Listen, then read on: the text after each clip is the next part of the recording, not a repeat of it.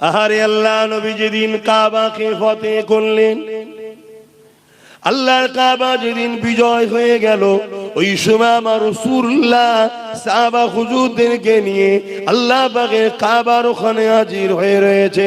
মক্কা জালিম অত্যাচারীরা সবাই ঘিরে দাঁড়িয়ে রয়েছে। আল্লাহ নবী বলেছেন, বেলাল আযানটা দাও। ওই সময় কয়েকজন আগে এসে বললেন, ইয়া রাসূলুল্লাহ হাবিবাল্লাহ, আজ মক্কার মুশরিক জালিম অত্যাচারী সম্ভ্রান্তরা রয়েছে, এখানে বেলালকে না দিয়ে অন্য কাউকে দেয়া যাক। আল্লাহ নবী বললেন, সাহাবারে খবরদারে কথা দ্বিতীয়বার বলবে না। আমার দুঃখের দিনের সাথী হলো বেলাল, আজকে সুখের দিনে বেলালকে আমি ভুলে যেতে পারি না। একটা গোলামকে আল্লাহ রাসূল কোথায় মর্যাদা দিচ্ছে দেখে। এ বেলাল, তুমি আযান দাও, তুমি আযান দাও, তুমি আযান দাও। আরে আমরা অনেক সময় করে ফেলি, কোন বড় অনুষ্ঠানে দেখবেন সারা জীবন যে আমার ছোটখাটো মজলিসে কেরাত দিয়ে শুরু করলো, কি আযান দিত, একটা বড় প্রোগ্রাম হলে তখন স্পেশাল কারিকে দিয়ে উদ্বোধন করায়। এটা আমরাও করে ফেলি, কিন্তু আল্লাহ রাসূলের ইনসাফ দেখো। আল্লাহ নবী বলছেন, না, বেলাল দেবে। সব সময় বেলাল আযান দিয়েছে, আজকে সুখের দিনে কেন আমি রাসূল বেলালকে ভুলে যাব? কি ভালোবাসা দেখো। এ যুবকেরা, হযরতে বেলাল আগে আসলো। আল্লাহ নবী বলতে লাগলেন, বেলাল আযান দাও। ইয়া রাসূলুল্লাহ হাবিবাল্লাহ, মদিনা জমিনে কখন বাইতুল মুকাদ্দাসের দিকে ফিরে আযান দিয়েছে, আবার কখনো কাবার দিকে ফিরে আযান দিয়েছে। ইয়া রাসূলুল্লাহ হাবিবাল্লাহ, এই কাবার সামনে দাঁড়িয়ে এবারে কোন জায়গায় ফিরে আযান দেব? আল্লাহ নবী বেলালকে কাবার সাথে তুলে দিলে, দিওয়ার পরে বলতে লাগলেন, আযান দাও। ইয়া রাসূলুল্লাহ হাবিবাল্লাহ, আমি কাবার সাথে দাঁড়িয়ে আছি, কোন দিকে ফিরে আযান দেব? আল্লাহ নবী বলেছিলেন, বেলাল রে, কাবার কাবা তোমার রাসূলের দিকে মুখ করে আযান দাও। আরো জোরে বলুন সুবহান।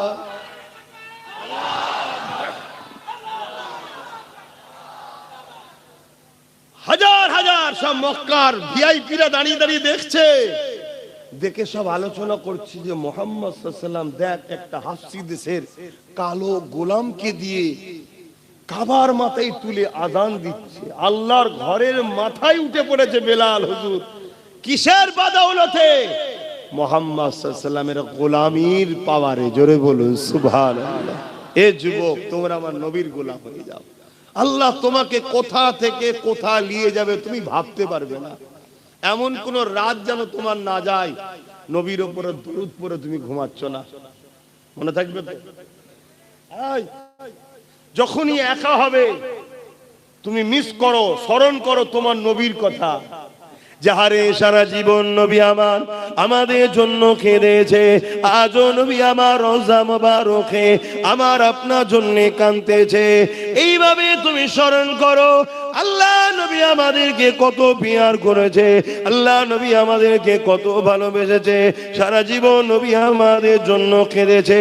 হে যুবকেরা, তরুণেরা, বাপেরা, আজও নবী আমাদের জন্য কাঁদতেছে। আল্লাহ নবী ইনসাফের জন্য কত কষ্ট করেছে, আল্লাহ নবী ইনসানিয়াতের জন্য কত কষ্ট করেছে, আল্লাহ নবী নাইকে প্রতিষ্ঠিত করার জন্য কতটা কষ্ট করেছে। এইগুলোকে তুমি স্মরণ করো। সেই নবীর উম্মত হয়ে আমি গান শুনতে যাব না, সেই নবীর উম্মত হয়ে আমি ফাংশনে যাব না, সেই নবীর উম্মত হয়ে আমি পরের হক মারব না, সেই নবীর উম্মত হয়ে আমি শরাব পান করব না, সেই নবীর উম্মত হয়ে নবী যেটা নারাজ করে ওই কাজ আমি করব না।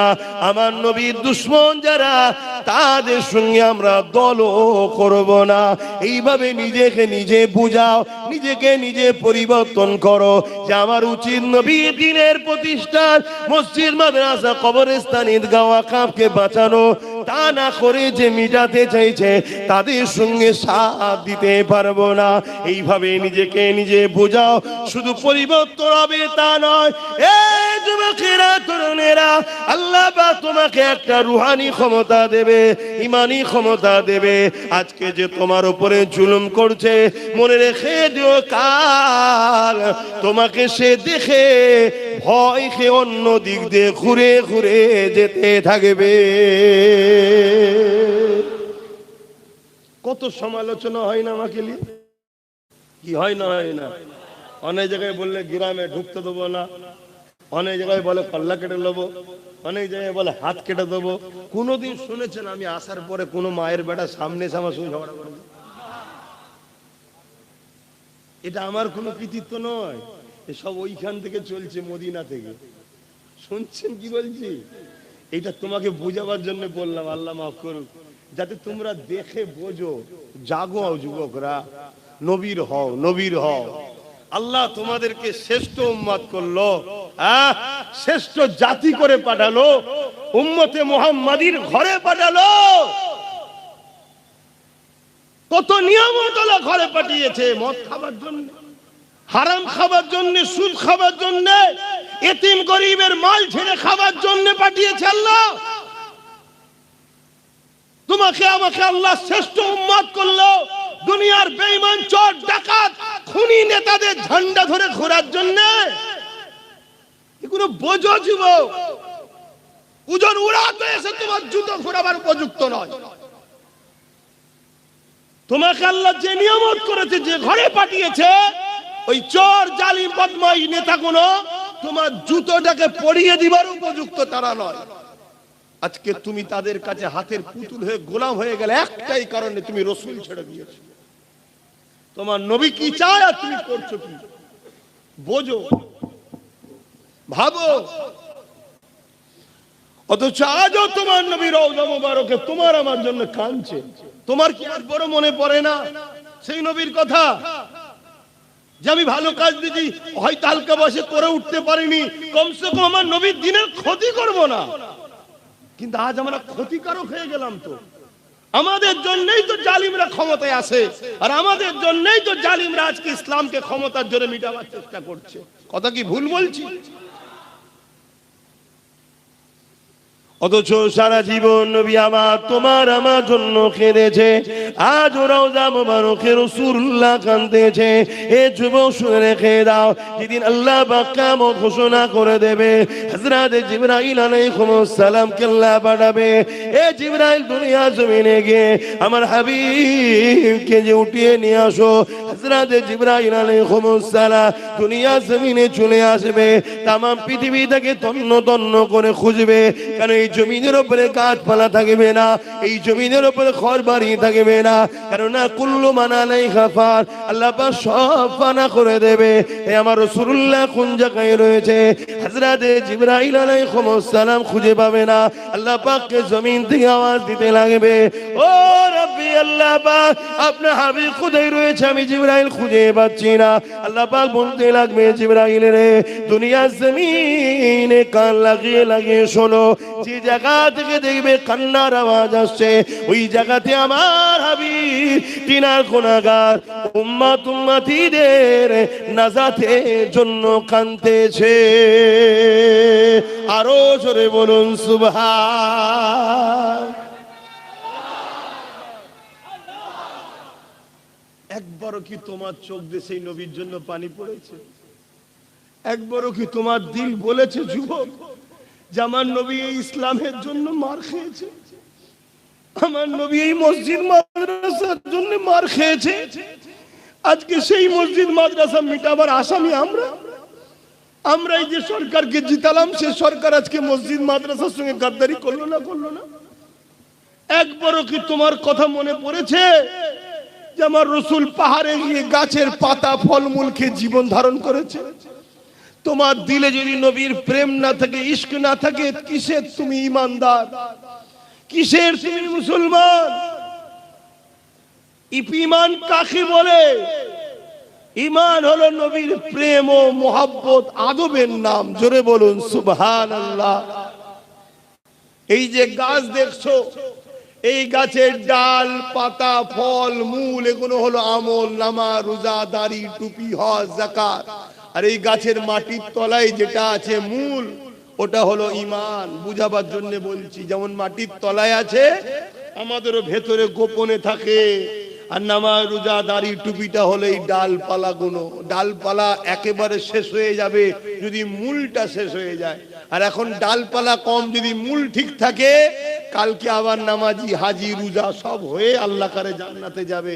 কিন্তু আমরা মূলটাকেই তো মেরে ফেলছি। নবীর প্রেম কই? হ্যাঁ, অথচ আল্লাহ নবীর এমন দিন গেছে, নবী আমার পেটে পাথর পর্যন্ত বেঁধে নিয়েছে। একদিন নয়, দুদিন নয়, তিনটে পাথর বেঁধেছে। অথচ যিনাকে আল্লাহ পাক কুল কায়নাতের মালিক করেছে, দুনিয়া আজ তুমি আমি যা খাই। এ যুবকেরা মন দিয়ে শোনো গো, দুনিয়ার কাছে আমি চ্যালেঞ্জ দিচ্ছি, চ্যালেঞ্জে আসো। দুনিয়াকে আমি চ্যালেঞ্জ দিচ্ছি, চ্যালেঞ্জে আসো। তাম পৃথিবীতে যে যা রেজেক পায়, এই রেজেকের বন্টন মদিনাওয়ালা মদিনা থেকে হয়। অবশ্যই রিজিকের মালিক হলেন আল্লাহ, কিন্তু আল্লাহ পাক আমার রাসূলকে বন্টনকারী করেছে। আল্লাহ পাক সেখানে পাঠায়, সেখান থেকে কায়নাতে বন্টন হয়। তাহলে বলো তো দেখি, সেই নবী পাক 3 দিন পেটে পাথর বেঁধে কাটিয়েছে। নবী পাকের দরবারে একজন গরীব এসেছে, ইয়া রাসূলুল্লাহ হাবিবাল্লাহ, আমার 2 দিন খাওয়া হয়নি। আল্লাহ নবী 3 দিন খাওয়া হয়নি। সে বলছে 2 দিন খাওয়া হয়নি। আল্লাহ নবী তাকে বলেন আমার 3 দিন খাওয়া হয়নি। নবী তাকে সাথে করে নিয়ে নিজের কলিজার টুকরি বেটি ফাতেমার ঘরে গেছে। ফাতেমাকে গিয়ে সালাম দিয়ে বলতে লেগেছে, এ ফাতেমা রে, তোমার ঘরে কি কিছু খাবার আছে? একজন গরিব এসেছে, যা 2 দিন খাওয়া হয়নি, তোমার কি ঘরে কিছু রয়েছে? হযরতে ফাতেমা বলতে লাগলে, ইয়া রাসূলুল্লাহ হাবিবাল্লাহ, আব্বা জান আপনি বসেন, আমি খাবারের ব্যবস্থা করে দিচ্ছি। আল্লাহ নবী বসলেন। ওই গরিব মানুষটা যে 2 দিন খায়নি, সে বসে রইল। হযরতে ফাতেমা ঘরের ভেতরে গেলেন, নামাজের মুসাল্লা নিলেন, উযু করলেন, নামাজের মুসাল্লা নিলেন, ওই নামাজ পড়তে শুরু করলে। আরে নবী পাক খাবারের কথা বলেছে, ফাতেমা নামাজ পড়তে লেগেছে। ওই নামাজেতে খাতুনে জান্নাত হাত তুলে বলতে লেগেছে, ও রব্বি আল্লাহ পাক, আমি ফাতেমাকে 3 দিন আপনি খাওয়াননি, আমি ফাতেমাও খুশি নয়, আপনার উপরে রাজি রয়েছি। আমি ফাতেমার স্বামী আলী 3 দিন খাইনি, আমার আলী আপনার রাজি আপনার উপরে। তবে আল্লাহ পাক আমার দরবারে এমন একজন মেহমান নিয়ে এসেছে, তিনি যদি জানতে পেরে যায় ফাতেমা 3 দিন খাইনি, মনে দুঃখ নিয়ে ঘরে ফিরে যাবে। আমি আমার আব্বাকে দুঃখ দিতে চাই না। আমার আল্লাহ হাবিবুল্লাহর জন্য কিছু খাবার আপনি ব্যবস্থা করে। আমার আল্লাহ আওয়াজ দিয়ে দিলে, হে জিবরাইল, জমিনে চলে যা, জমিনে চলে যা, জান্নাত থেকে খাবার ভর্তি খাঞ্চা নিয়ে চলে যা। আমার ফাতেমা দরবারে গিয়ে ওই জান্নাতি খানা খেয়ে পৌঁছে দে। আরো জোরে বলুন সুবহান।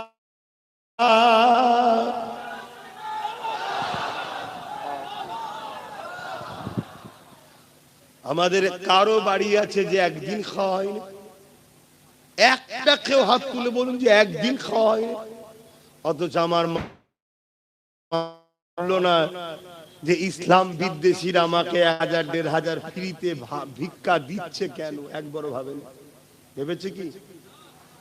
আরে ভালো ভালো আলেম সাহেব, মলি সাহেব ঘরে, হাজি সাহেবের ঘরের বইয়েরাও ভাতা লিচ্ছে না লাইনে ভান্ডারের টাকা। একবারও ভাবলো না যে জনগণের টাকা, দেশের টাকায় লক্ষ্মী নাম দেবে কেন? দেশের কোন স্বাধীনতা সংগ্রামীর নাম দিতে পারতো, লক্ষ্মী নাম দিল কেন? এটা আমার গায়ের ধর্মের ভাইদের বিশ্বাস হলো লক্ষ্মী হলো অর্থ দেবী। আপনারা মানেন? কোথায় আমাদেরকে শেষ করলো? এই যে পয়সাটা খালেন, কোথায় শেষ করলো আমাদেরকে? এবারে বলুন, ওই মায়ের পেটে আল্লাহর ওলি সন্তান হবে? ওই মায়ের পেটে এমন সন্তান হবে যে ইসলামের জন্য লড়াই করবে? ওই মায়ের পেটে তো ওই সন্তানই হবে যে বড় হয়ে ইসলামের দুশমনদেরকে মিটাবার জন্য মুসলমানদের নামে কেস করবে, মুসলমানদের ঘর ভাঙবে, মুসলমানদের উপরে জুলুম করবে। এমন নেতা তৈরি হবে না? হবে না? এই কথা কোনো বলছি, কষ্ট নিচ্ছেন? এটা যদি শুনে আমার 10টা মা পরিবর্তন হয়, ওই 10টা মায়ের ঘরে আল্লাহ এমন সন্তান দেবে যে সন্তান তার মায়ের পায়ের তলাতে জান্নাত জেনে তার পায়ে কদমমুচি করবে, তার উপরে ঝগড়া জুলুম করবে না। কথা কিছু বুঝতে পারছেন? আজান হচ্ছে আপনাদের মহল্লায়? আপনাদের মহল্লায় হলে বলবে। শুরু হয়েছে, আজ আজানটা হয়ে যায়। আপনাদের যদি ধৈর্য থাকে বসুন, আর না এই সুযোগে চলে যান। কারণ অনেকে দেখি আজান দিলেই পালায়।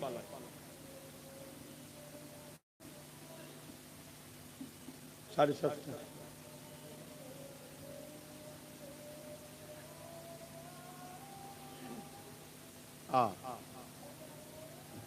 এই আজান আগামী দিন আর শুনতে পাওয়া যাবে কি সন্দেহ আছে? সেই দিন এসে গেছে। কি করলাম আমরা, কি ভুল করলাম?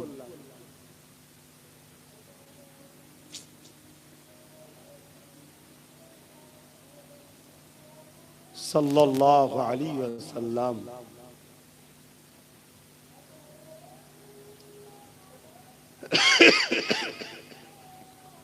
সাল্লাল্লাহু আলাইহি ওয়াসাল্লাম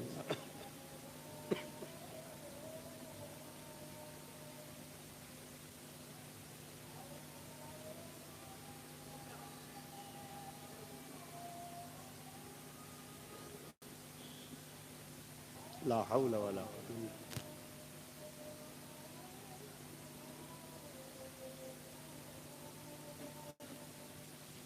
লা হাওলা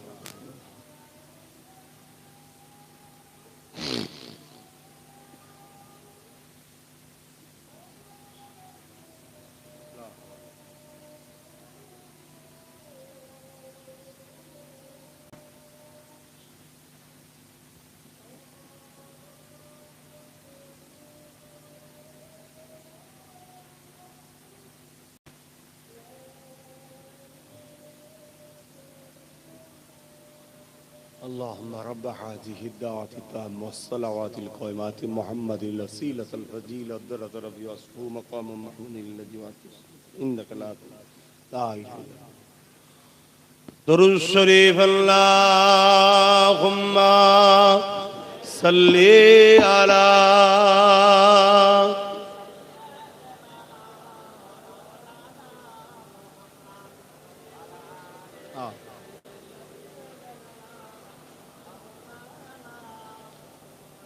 যাদের হৃদয়ে আছে আল্লাহর ভয়, তারা কখনো নবী ভুলে যায় না। আল্লাহর প্রেম ছাড়া এই দুনিয়ায় কারো কাছে কোনো কিছু চাই না। প্রকৃত সাকসেসফুল তো এইটাই, যেন আমার আল্লাহ ও রসুলকে আমরা রাজি করতে পারি। যাদের হৃদয়ে আছে আল্লাহর ভয়, তারা কখনো নবী ভুলে যায় না। আল্লাহর প্রেম ছাড়া এই দুনিয়ায় কারো কাছে কোনো কিছু চাই না।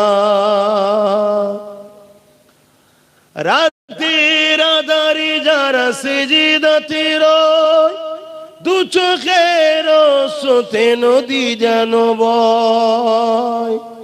কখনো উঠেছো যুবক? রাত্রে ঘুম ভাঙে? রাত্রে ঘুম ভেঙে যায় না?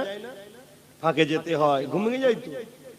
কখনো রাত্রে ঘুম ভাঙলে একদিন ট্রাই করে দেখবে, উজু করে আর একা একা আল্লাহকে সেজদায় পড়ে থাকবে, কিছুক্ষণ পড়ে থাকবে, একটা আলাদা মজা পাবে। চোখ দিয়ে অঝরে পানি বেরিয়ে যাবে, তুমি রুখতেই পারবে না, তুমি বুঝতেই পারবে না তোমার হাজারো ব্যথা কোথায় গেল। তোমার রবের সেজদায় চোখের পানি ফেলা, কিয়ামতের দিন জাহান্নামের আযাব থেকে বাঁচার ওই যে জাহান্নাম তেড়ে তেড়ে যে আসবে। গতকালকেই তো ওয়াজ করেছিলাম, শুনেছেন তো? অনেকে লাইভও শুনেছে। ওই জাহান্নামকে সরাবার একটাই উপায়, আমাদের চোখের পানি। আল্লাহ নবীকে দেবে, নবীটা নিক্ষেপ করবে, জাহান্নাম হাজার হাজার মাইল দূরে সরে যাবে। জোরে বলুন সুবহানাল্লাহ। আসো আমার ভাইরা, ফিরে আসো, এখনো সময় আছে, এখনো সময় আছে, কিন্তু তোমাকে পরিবর্তন হতে হবে। রাতের আঁধারে যারা সিজদাতে রয়, দু চোখের অসতে নদী যেন বয়। রাতের আঁধারে যারা সিজদাতে রয়, দু চোখের অসতে নদী যেন বয়। ছলনার খাঁচানি যত আসো, ছলনার খাঁচানি যত আসো, পিছনে ফিরো তাকায় না। যাদের হৃদয়ে আছে আল্লাহর ভয়, তারা কখনো ভুলে যায় না। আল্লাহ প্রেম ছাড়া এই দুনিয়ায় কারো কাছে কোনো কিছু চাই না। আল্লাহুম্মা সাল্লি আলা।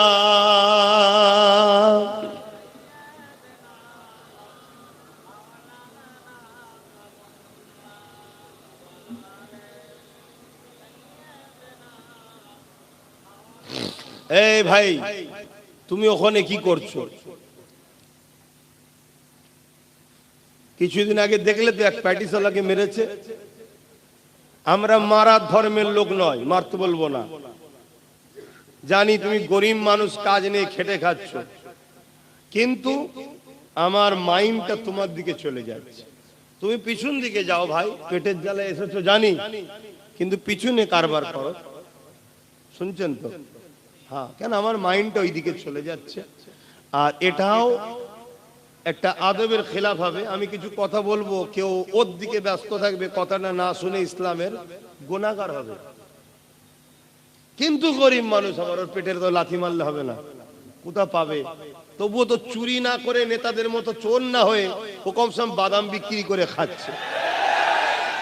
এই জায়গায় যাক ভালো, সে যেই হোক, যে ধর্মেরই হোক, আমার দেখার দরকার নেই। কমসে কম নেতাদের মতো চোর তো নয়। এতিম, গরিব, বিধবা, অসহায়, দেশের মাল হারামখোরগুলো যেভাবে খাচ্ছে, সে কাজ তো করেনি। কিন্তু আমি অনুরোধ করব ভাই, আপনি একটু সাইডে সাইডে করে, তাহলে আমার মাইন্ডটাও ঠিক থাকবে। তো যাই হোক ভাইয়েরা আমার, কি কথা বলছিলাম বলবেন তো? হ্যাঁ, আমাদের অনেকবার অনেক জায়গায় আমাদের ছেলেদের ব্যবসা করতে যাওয়ার জন্য মেরে দিয়েছে। তোমাদের এই দত্তপুকুরে মনে আছে, কোন এক মেলাতে ক্লাবের মধ্যে ঢুকে গলায় দড়ি দিয়ে মেরে দিয়েছে। তোমরা হয়তো অনেকে ভুলে গেছিলে, আজকে বললাম বলে মনে পড়লো। ঠিক করে বলো, স্মরণ ছিল কি? কিন্তু আমি ভুলিনি, আমি ভুলিনি। আর এই সব কিছুর জন্য দোষী আমার কম, অন্য কাউকে আমি দোষ দেবো না, অন্য কাউকে দোষ দেবো না। চোরের কাজ চুরি করবে, ডাকাতের কাজ ডাকাতি করবে, বাড়িওয়ালা যদি দোষ না করে, চোর ডাকাত চুরি করতে পারে না। আমরা দোষ করেছি, ঘরের দরজা খুলে শুয়েছি, আর ঘরে মাল আছে, কানে কানে সবাইকে শুনিয়েছি। ওই পুকুরে যে বলেছে, বুবু জানিস তোর ভাবি, তোর দাদা আজকে আমাকে 5 ভরির একটা হাড় দিয়েছে, আয়, ওইটা চলে গেল একদম পুরো দ্রুত খবর। তাহলে চোর তো আসবেই। তাহলে দোষ আমরা করছি, ঠিক তেমনই রাজনীতির ক্ষেত্রেও দোষ আমরা করেছি। তাই আজকে আমরা চারিদিকে খুন হচ্ছি, মার খাচ্ছি। আমি ছোট্ট একটা কথা বলে আবার ওইদিকে চলে যাচ্ছি। এমন একটা প্ল্যান তৈরি করা হচ্ছে, সাপ দেখলে আমরা কি করি? জোরে বলো, কেন মারে? কেন মারে? আমরা তো হাঁস মুরগি দেখলে তো মারি না, সাপ দেখলেই মারি কেন? তাহলে ছোটবেলা থেকে আমাদের মেন্টালিটিতে, ছোটবেলা থেকে ট্রেনিং দেওয়া হচ্ছে, বাপ মা প্রতিবেশী সবাই, কি সাপ বিষাক্ত জিনিস, ক্ষতিকারক জিনিস, মেরে ফেলতে হয়। আর মুরগি হাঁস মারার জিনিস নয়, ছোটবেলাতে ট্রেনিং। তোমরা জানো কি জানো না, তোমাদের পিছনে হাজারো স্কুলে হাজারো জায়গায় একটা সমাজ ট্রেনিং দিচ্ছে মুসলমান হলো সাপের থেকেও বিষাক্ত, যেমন সাপ দেখলে মেরে ফেলতে হয়, ছোট্ট ছোট্ট বাচ্চাদেরকে এখন থেকে ট্রেনিং দেওয়া হয়েছে, তারা আজকে অনেক বড় হয়ে গেছে, এখনো ট্রেনিং চলছে, মুসলমান দেখলে মেরে দাও। তোমাদের তো হুঁশ নাই ভাই, তোমাদের তো খেয়ালই নাই। সমাজে ট্রেনিং দেওয়া হচ্ছে মুসলিম মেয়েদেরকে রেপ করলে পাপ হয় না পুণ্য হয়, মুসলিম মেয়েদেরকে তুলে নিয়ে আসো চাকরি দেওয়া হবে। গল্প বলছি না, আমাকে সব ভিডিও আছে, কিন্তু তোমাদের তো হুঁশ নাই। তোমাদের একটাই খেয়াল, আমার চোর নেতা আর 5 বছর কি করে থাকবে, এর জন্য নিজের কওমকে খুন করতে হয় কর, ঘর ভাঙতে হয় ভাঙ, যা করতে হয় কর, তাতে আমি জাহান্নামে যাই তাও ভালো, আমার নেতা যেন 5 বছর বেঁচে থাকে। এই করে 79 বছর আমার কওম করছে না, করে না বলে? 79 বছর ধরে এই কাজেই লেগে আছে আমার কওম, কখনো একে কখনো ওকে কখনো একে, এই করে বেড়াচ্ছে। একবারও ভাবলো না কমসে কম আমার বাচ্চার কি হবে, আমার নতুন প্রজন্মের কি হবে। আরে আমি ইসলামের যদি উপকার করতে নাও পারি, আমার ইসলামের ক্ষতি যেন না হয়ে যায়, এটাও তো ভাবা দায়িত্ব আছে না? কিন্তু আজ একটু হলেও যুবকরা জাগেছে, তাই তো নাকি? কিন্তু আমার তো ভয় হচ্ছে তোমাদেরকে আবার নতুন করে বিভিন্ন প্ল্যানে কিনে লিয়া হবে না তো, আবার তোমাদের মাইন্ডকে ডাইভ করে না তো? কেন এআই এর সময়, ভিডিও এডিট করার সময়, গলার ভয়েস চেঞ্জ করার সময় আব্বাস সিদ্দিকীকে নিয়ে নানা রকম চক্রান্ত করা চলছে না, চলে না? তারপরে আবার এমনও হতে পারে কালকে, শুনছেন, কালকে আমার থেকে তোমাকে সরাবে বলে আবার নতুন কোন মুসলমানদের মাসিয়াকে দিয়ে দল খুলিয়ে দিতে পারে, যে 10 জন আছে 5 জন 5 জন করে দে, সেও মরবে আমিও মরবো, 10 জন এক জায়গায় হলে বেঁচে যেতাম। এর মতো প্ল্যান পরিকল্পনা হতে পারে না? পারে না? এই সব কিছু চিন্তা করে আমি ঘুরে বেড়াই, এই সব চিন্তা করি ঘর দিন রাত ধরে। আমি একটা বাহ্যিক দেখছেন সুস্থ, কিন্তু মেন্টালি খুব চাপে আছি, শুধু তোমাদের চেষ্টা, বাঁচাবার চেষ্টায়। কখনো কখনো ভাবি আমার মতো পাগল কে আছে, নিজের বাচ্চা নিজের পরিবারের কথা ভাবি না, নিজের বাচ্চার সঙ্গে পরিবারের সঙ্গে সময় দেওয়ার সময় পাই না, এদেরকে বাঁচাবার জন্য ভাবি। আর যখন হজ করি এদের মধ্যে থেকে অনেকে বসে বসে হাসে, মজা লাগে, কি করে না করে ভাবি। এরপরও মনে হয় যে কমসে কম এরা যদি নাও ভাবে, চেষ্টা করি। ওই যে বসে আছে, ওই যে তোর ছেলে, তাই তো, ওইগুলোর জন্য যদি কিছু করে যেতে পারি, এখন থেকে চেষ্টা করছি। দেখো দেখো ফাইসাল্লাহ আল্লাহর হাতে, আমার তো কাজ চেষ্টা করা, তুমিও চেষ্টা করো। আসেন যে আলোচনা করছিলাম, কি আলোচনা করতে গিয়ে আজান হয়ে গেল জানো?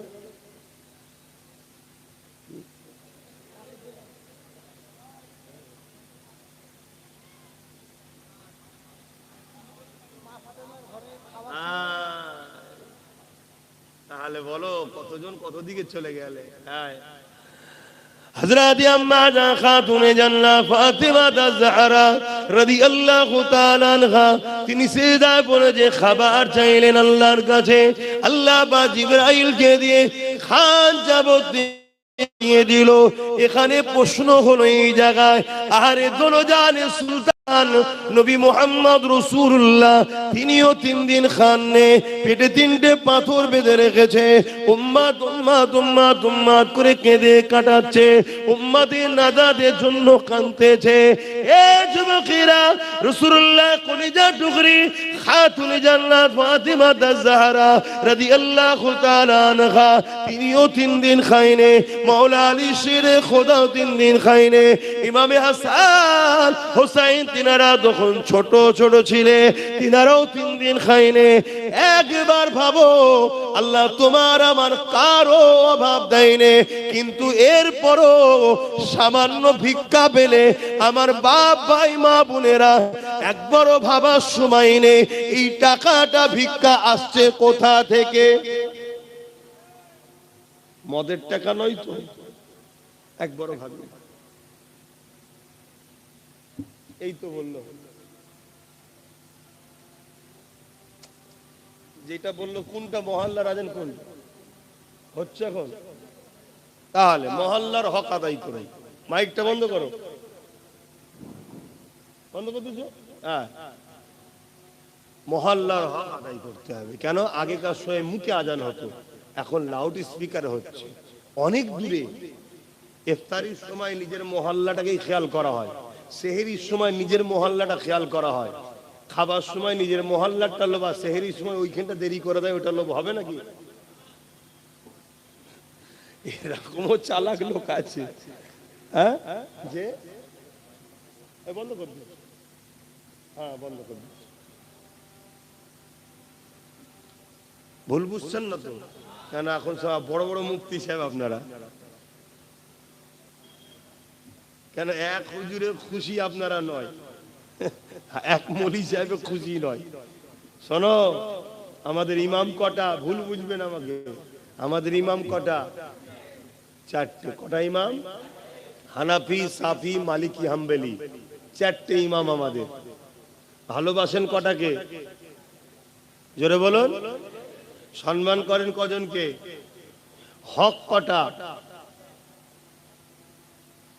বলতে পারছেন? হকও চারটে। জান্নাত যাবে কজন? চারজনই। মানেন কজনকে? একজনকে। তাহলে চার ইমামই হক, চারজনই আহলে সুন্নাত ওয়াল জামাত, চারজনই ঠিক, চারজনই জান্নাতি, চারজনকেই সম্মান করি, চারজনকে ভালোবাসি, কিন্তু মানি? তাহলে উলামা আহলে সুন্নাত ওয়াল জামাতের পীর পীরজাদা সবাই ভালো, সবাই হক, সবাই ঠিক, যে কিন্তু মানবেন কজনকে? এটা আছে কি আমাদের? এই নেই বলেই তো আমরা পাগলা হয়ে যাচ্ছি। আমার 5 দাদু ছিল, 5টা দাদু, সব মুরিদি ফুরফুরা দাদা হুজুরের, কিন্তু যে দাদা হুজুরের বড় সাহেব দাদার সঙ্গে উঠা বসার লেনদেন, বাকি সবাইকে ভালোবাসতো, সম্মান করতো, পিয়ার করতো, কিন্তু ফলো করতো একজন। কেউ মেজো হুজুরের হাতে বায়াত, বাকি 4 জনকে ভালোবাসতো, সম্মান করতো, পিয়ার করতো, কিন্তু ফলো করতো মেজো হুজুরকে। যে সেজো হুজুরের হাতে বায়াত, বাকি 4 জনকে ভালোবাসতো, মহব্বত, কিন্তু সেজো হুজুর আব্বাজান ফলো করতো।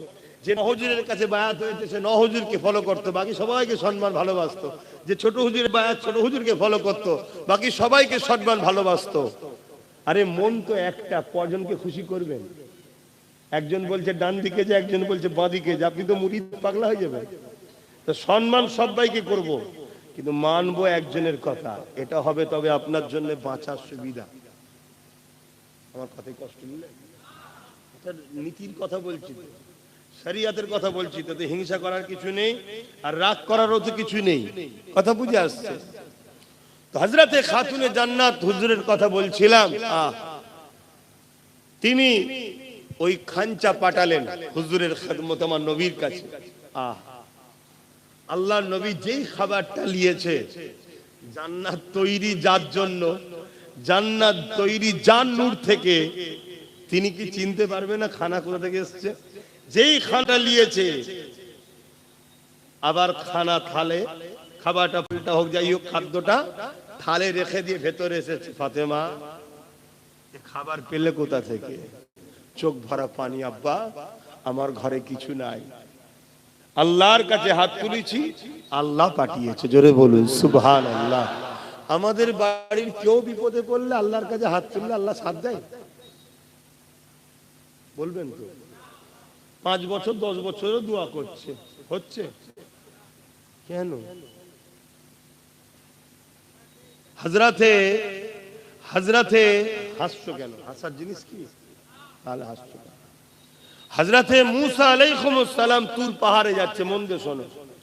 যাবার সময় পাহাড়ের নিচে একটা লোকের সঙ্গে দেখা হয়েছে, যে খুব কাঁদাকাটি করছে। মুসা নবীকে দেখে মুসা নবীর কাছে অনুরোধ করছে, হুজুর আমি দীর্ঘ 40 বছর ধরে আল্লাহর কাছে একটা দোয়ার জন্য কাঁদছি, আমার দোয়া কবুল হচ্ছে না। কত বছর? 40 বছর। হুজুর আপনি যান একটু আল্লাহকে যে বলেন। মুসা নবী তো অবাক, 40 বছর! যে আল্লাহ এত দয়ালু, যে আল্লাহ এত দয়ালু, যে মুসা নবীরই একটা উম্মত একদিন শরাব পান করত, প্রতি রাত্রিরে নতুন নতুন মেয়েকে নিয়ে আসতো, একদিন সে গরিব মেয়ের পাল্লায় পড়ে তার উপরে দয়া দেখিয়ে তাকে নোংরা নাপাক না করে তাকে অর্থ দিয়ে বোন বলে তার সামনে তওবা করেছিল। আল্লাহ তার দরজায় লিখে দিয়েছিল গায়েবী ভাবে যে তওবাকারী আল্লাহ একে পছন্দ করে নিয়েছে। জোরে বলুন সুবহানাল্লাহ। সেই আল্লাহ তো 40 বছর দোয়া কবুল করেনি। তো মুসা নবী গিয়ে বলছে আল্লাহ ওর দোয়াটা কবুল করেন। আল্লাহ বলছে ওর দোয়া কবুল করব না। কেন? ও হারাম খায়। কেন? কি খায়? তাহলে হারাম খেলে দোয়া কবুল? আল্লাহ মাফ করেন আমাদের। কি যে হচ্ছে জেনে অজেনে আল্লাহই জানে। অনেকে অজানাতেও তো খেলছে। এই যে বিস্কুট বাজার থেকে কিনে খাচ্ছি ওর মধ্যে কি দিয়ে রেখেছেন কে জানে। একদিন সোশ্যাল মিডিয়ায় দেখলাম চায়ের সাথে গোবর মিশাচ্ছে। আমি সেই দিন থেকে চা খাওয়া ছেড়ে দিয়েছি। কথা বুঝে? আরো কত কি করছে। আমাদেরকে শেষ করার জন্য কিভাবে উঠে পড়ে লেগেছে। সেই জায়গায় আমরা কি একটু ভাবছি যে কিভাবে বাঁচবো? কমসে কম ডেলি তো তওবা করো, ডেলি তো আল্লাহর কাছে পানাহ চাও। কমসে কম ইচ্ছা করে ভুল যেন না হয়, ইচ্ছা করে যেন হারাম না খাওয়া হয়। এটা বাস্তব কথা বলছি। অনেক সময় অনেক পার্টির পক্ষ থেকে পিকনিক দেওয়া হয়, ফ্রিতে খাওয়ানো হচ্ছে। খোঁজ নিয়ে দেখেছো কিসের পয়সা? জবাই করে না, ঝটকা দিয়া না, কাটা খোঁজ রেখেছো? তুমি আমি তো গিয়ে বসে গেলাম। ভাবো আমার সোনার ভাইয়েরা, কি ক্ষতি করছি তো নাকি যে এই হুজুরের পাল্লায় পড়লে সুখী